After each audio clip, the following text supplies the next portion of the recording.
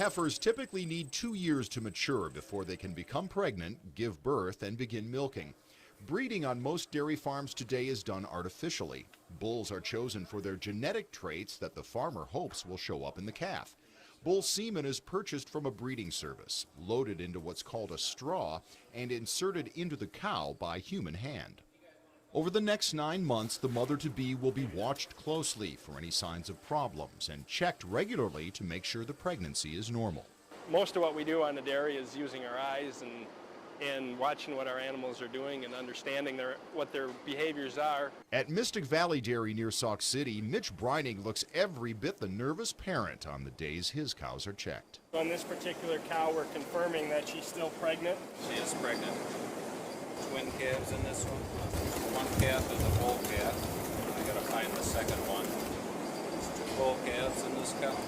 Twins are both bulls. Portable sonograms now allow veterinarians like Scott Pertzborn to monitor the pregnancy's progress. Okay, so here's the calf. It's 38 days along since conception, and I'm able to see a heartbeat in there. 9 months later, the heifer is ready to deliver her first calf, the first of 4 she's likely to have. Even with all the technology used on farms today, birth is still left up to the bovine. And a first-timer's lack of experience can lead to some anxious moments in labor, like when she decides to break the usual safe routine and stand up, leaving her partially exposed calf vulnerable to injury if she falls. Eventually, she lies back down and progresses to the point that a human touch can provide a final pull to bring her offspring into the world. Her first calf successfully delivered, the new cow moves on to a new barn to join Wisconsin's other 1.27 million milk providers. From birth to 2 years old, we have a lot of money invested in those animals that, they have to produce milk and have calves, and that's how we get paid back. What they eat and drink, where they sleep, how they feel. Dairy farmers today keep close tabs on every member of their herd. It's all about the milk. Each cow in a high-producing herd will give anywhere from 12 to 14 gallons of milk per day. And keeping that output constant means knowing what cows like and don't like. Cows don't like hot. The cows like cold. Cows like routine. They like same thing every day. The cow eats 100 pounds of feed a day. Ruminating cow is a happy cow. Cows are first. Cows are first. Well, kids first. Kids, cows. Like kids, cows need to eat well to reach their full potential. We feed them enough that they shouldn't run out of feed. There should be just a little bit left over. Hickory Daniels is one of the many Wisconsin dairy farmers today who pay a nutritionist to regularly analyze their cow feed and milk production and create a recipe for the best results. A modern dairy cow is actually far better fed than the average human, and even the average human in the United States, because they tell you that you need to have so many servings of protein and oils and fats. Well, we go way beyond that with the animals.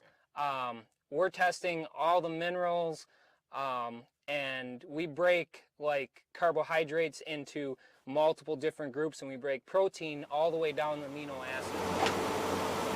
Daniels and the other farmers we talked with say they use only natural ingredients in their cow feed, anywhere from 15 to 20 different things, including corn and alfalfa, and byproducts such as whey from cheese making, barley from beer brewing, soybean hulls, and cottonseed. It's just a recipe, and depending on what's in that recipe is a pretty good reflection on how well your cows are going to milk. It was mentioned that a ruminating cow is a happy cow. Ruminating refers to the cow chewing its cud, regurgitating and re-chewing that high-fiber feed before passing it into her 4 stomachs. They eat their feed and then they lay down and they chew their cud, and we're measuring how much they ruminate a day, and it's a really good indication of if an animal is not feeling well for some reason. The first thing that happens is their rumination starts to drop. A well-ruminating cow will chew her cud an average of 8 to 9 hours per day, at least 50 times per minute. So the dairy cow is, to me, one of the most amazing creatures on the face of the earth, because she takes the stuff that is junk to you and I. We can't eat the corn stalks, we can't eat the corn cobs, and she takes that and she makes a high-quality protein product to feed the human race. Scientists say humans began milking dairy cows about 7,500 years ago in Central Europe. One key similarity here is the climate Wisconsin shares with that part of the world. Have you heard the ads, happy cows are from California? It's a lie. Happy cows are from Wisconsin because happy cows hate heat. They like cool weather. Cows don't sweat, and the only way that they get rid of their heat is they evaporative cooling. What we do is we soak their skin to get them wet, and then we allow that to evaporate off, and it's on a timer, so every 4 to 5 minutes that's going to make a cycle, it's going to get them wet, and in between those cycles the air moving through the barn kind of evaporates, takes the heat off of them, and allows them to stay comfortable.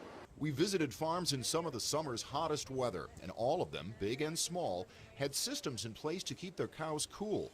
A cow begins to feel heat stress at about 72 degrees, and on days when heat and humidity push the heat index into the high 90s and above, a cow's milk production can drop 5 to 15% a day.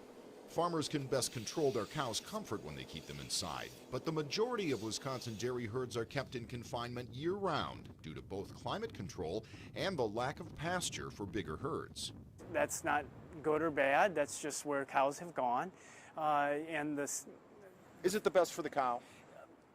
We have all of our cows in confinement. We do some pasture research here at the UW, but our cows, they live longer than what would be the industry average in the state of Wisconsin as well as throughout the nation. So I think with right management schemes, cows can be extremely happy in confinement as well as they can be out in a pasture.